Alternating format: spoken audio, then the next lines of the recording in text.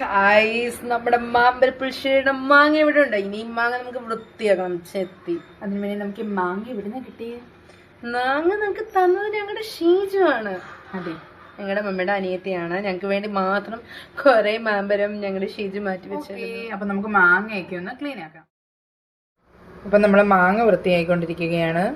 നമ്മൾ തുടങ്ങിയപ്പോ 4 മാങ്ങയായിട്ടാണ് തുടങ്ങിയത്. ഇപ്പൊ 3 മാങ്ങയായി. ഒരു മാങ്ങ എവിടെ? ഒരു മാങ്ങ കുറച്ച് കേടായി. നമ്മുടെ ഗ്രേറ്റഡ് കോക്കനട്ട് ബഫറ്റ് ചെയ്ത് അതുപോലും അറിയത്തില്ല, ആദ്യമായിട്ടാ ട്രൈ ചെയ്ത്. അപ്പൊ നമ്മളിന്ന് മാമ്പഴ പുളിശ്ശേരി ഉണ്ടാക്കാൻ പോവാണ്. ഓക്കെ, അപ്പോൾ നമ്മൾ തേങ്ങ അടിക്കുകയാണ്. നമ്മൾ ആദ്യം ഫോൺ വീണു ചെയ്തു. സ്ക്രീൻ ഗ്ലാസ് ഫോണിന്റെ സ്ക്രീൻ ഗ്ലാസിനെ മാറ്റി പറ്റത്തോളം ചന്നം ചിഹ്നമായിട്ട് പൊട്ടിയിട്ടുണ്ട്. സന്തോഷല്ലേ? എല്ലാരും സന്തോഷിക്കും. ട്രെയിൻ പോകുന്നു. നമ്മുടെ തേങ്ങ പൊട്ടിച്ചിട്ടുണ്ട്. ശരാ, എന്താണ് ഇതിനകത്ത്? തേങ്ങ. ഒരു പേപ്പർ ഇവിടെ തേങ്ങയ്ക്ക് ഗ്രേറ്റഡ് കോക്കനട്ട് ആക്കിയിട്ടുണ്ട്. കാണാം, ഇതാണ് ഗ്രേറ്റഡ് കോക്കനട്ട്. ചെയ്ത ആളിതാണ് മഹത് വ്യക്തി. ഞാനൊന്നും അല്ല ചെയ്ത്, കടയിലിറങ്ങണ്ട. തേങ്ങ സെറ്റ് ആയിട്ടുണ്ട്.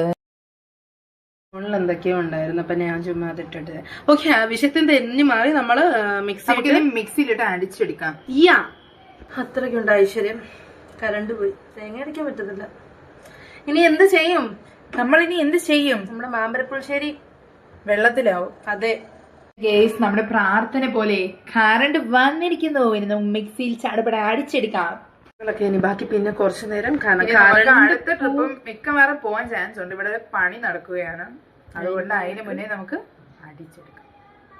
ഇപ്പം തേങ്ങ ഇടാം. നമുക്ക് ഇതിലേക്ക് വെളുത്തുള്ളി, ജീരകം, മഞ്ഞൾപ്പൊടി അതെല്ലാം ഇട്ട് കൊടുക്കാം. നമുക്കിനി അടിച്ചെടുക്കാം. നമുക്ക് കുറച്ച് വെള്ളം കൊടുത്ത് നമുക്ക്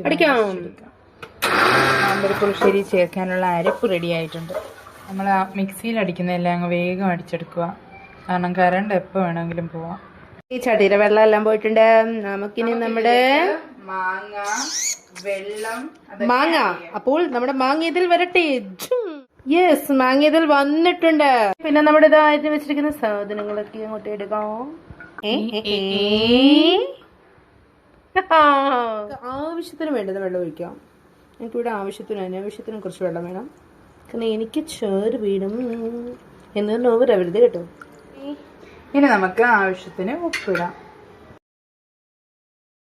ഇതിലൊക്കെ എന്തിടണം? എന്നിട്ട് മുളക് പൊടി ഇടാം, കുറച്ച് ചെറി പൗഡർ ഇടാം. അപ്പോൾ ഇനി നമുക്കിതൊന്ന് തിളച്ച് ആവട്ടെ. തിളച്ച് കഴിഞ്ഞ് അതുപോലെ മാങ്ങ നല്ല ഒന്ന് വെന്ത് വരട്ടെ. യെസ്, അതുവരെ നമുക്ക് അടച്ചു വെച്ച് വേവിക്കാം. അടപ്പെവിടെ? അപ്പൊ നമുക്ക് ജസ്റ്റ് ഒന്ന് തുറന്ന് നോക്കാം. നന്നായിട്ട് തിളച്ചിട്ടുണ്ട്. ഇത് നമുക്കിനി അരപ്പ് ആഡ് ചെയ്യാം. നമുക്ക് അരപ്പ് ഇതിലിട്ട് കൊടുക്കാം. യെസ്, ഇനി നമുക്കിതിലേക്ക് തൈര് ഒഴിച്ചു കൊടുക്കാം. അങ്ങനെ നമ്മുടെ മാമ്പഴ പുളിശ്ശേരി ഇവിടെ റെഡി ആയിട്ടുണ്ട്. കടുക് വറുത്തതോടെ ഇട്ട് കൊടുക്കാം.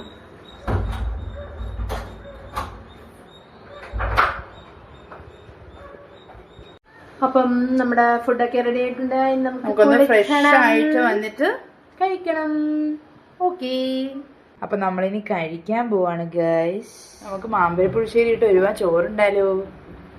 ആദ്യം നമുക്ക് നമ്മുടെ സിബയ്ക്ക് കൊടുക്കാം. എങ്ങനെയുണ്ട്? ഞാനൊരുപാട് ബൈ ബൈ.